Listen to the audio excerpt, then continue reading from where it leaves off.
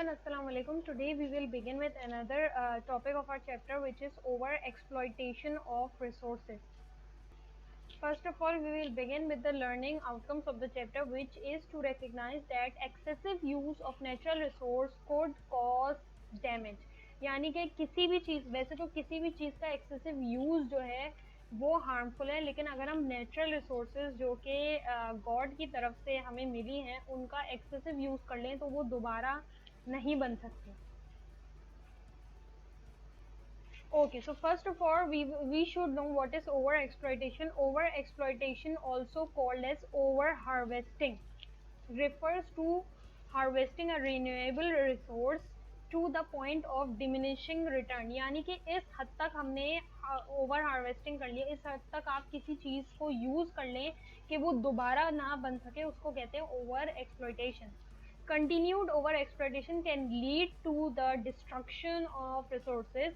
The term applies to natural resources such as wild medicinal plant. अगर बहुत ज़्यादा medicinal plant जिनसे हमें बहुत सारी medicines मिल रही हैं उसका over excessive use कर लें, सारे ही एक उसमें काट लें तो वो दोबारा grow नहीं होंगे. Grazing pastures, game animals, fish stock, forests and water aquifers. Overhunting. Overhunting is an activity which results in serious reduction of species population or harm to wildlife. It is otherwise defined as the relentless chase for wild or game animals for the purpose of killing or catching them for economic or personal gains or for food. In several parts of the world, people continue to depend on wildlife for many needs, and it is the act of killing, capturing, or hunting down more animals then their population can supply that contribute to overhunting. Overhunting अगर आपने देखा होगा कि कुछ areas में जो है वो डेयर की हंटिंग वैसे भी मना है, तो जो लोग डेयर की हंटिंग करते हैं उनको फिर जो है जेल होने लगी थी. वो इसी वजह से क्योंकि एक स्पीशी जो है वो उसको आपने इतना ज़्यादा हंट कर लिया कि वो ख़त्म होने लगी है, तो इसको कहते हैं ओवर हंटिंग. जिसकी वजह से आप क्या कर रहे हैं, कुछ उस एरिया की जो पॉपुलेशन है वो उन्हीं पे डिपेंड करती है, और लेकिन आपने क्या किया, आपने अपने गेम के लिए, अपने मज़े के लिए उन एनिमल्स की ओवर हंटिंग कर ली, जिसकी वजह से वहाँ उनकी स्पीशी जो है ख़त्म होने लगी. Okay, now this is the picture of over hunting. यहाँ पे आप देख सकते हैं, ये देखिए लेपर्ड की हुई है इन्होंने, और बड़ी खुशी खुशी दिखा भी रहे हैं. यहाँ पर देखिए ये जिराफ की हुई है, मंकीज़ हैं, रेनडियर है. फॉसिल फ्यूल के बारे में हम पिछली स्लाइड में भी पढ़ चुके हैं. Fossil fuels are energy resource formed over millions of years from remains of dead plants and animals buried underneath sediments and rocks.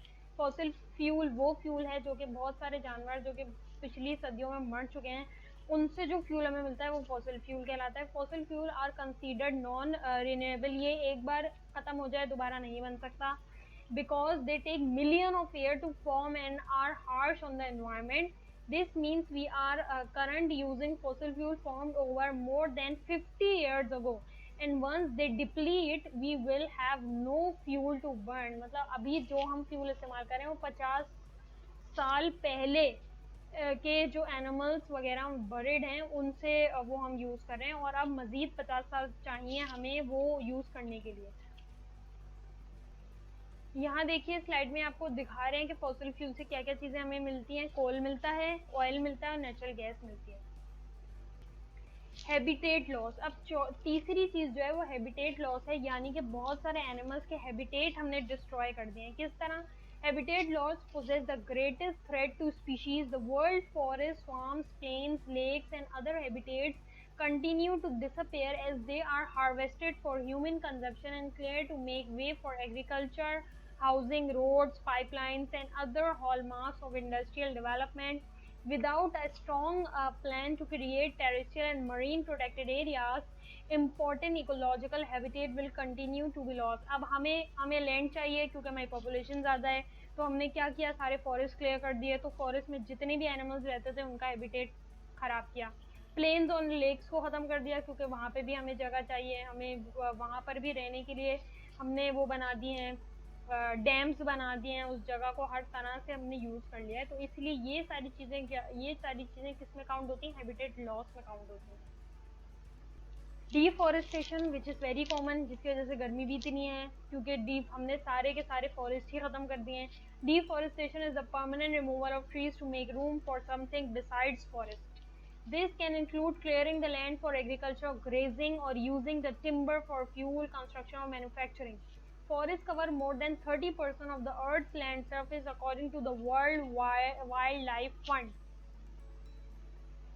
ये देखिए इस पिक्चर में आपको डिफॉरेस्टेशन दिखा रहे हैं कि कैसे वो देखिए उधर से यहाँ से फॉरेस्ट खत्म हो रहे हैं और ये वो लैंड है जो क्लियर कर दिया है किसके लिए कि यहाँ पर आबादी हो सके. वो देखिए ये फॉरेस्ट का एरिया और ये जो हमने लैंड क्लियर किया है वो. Thank you very much. That's all for today.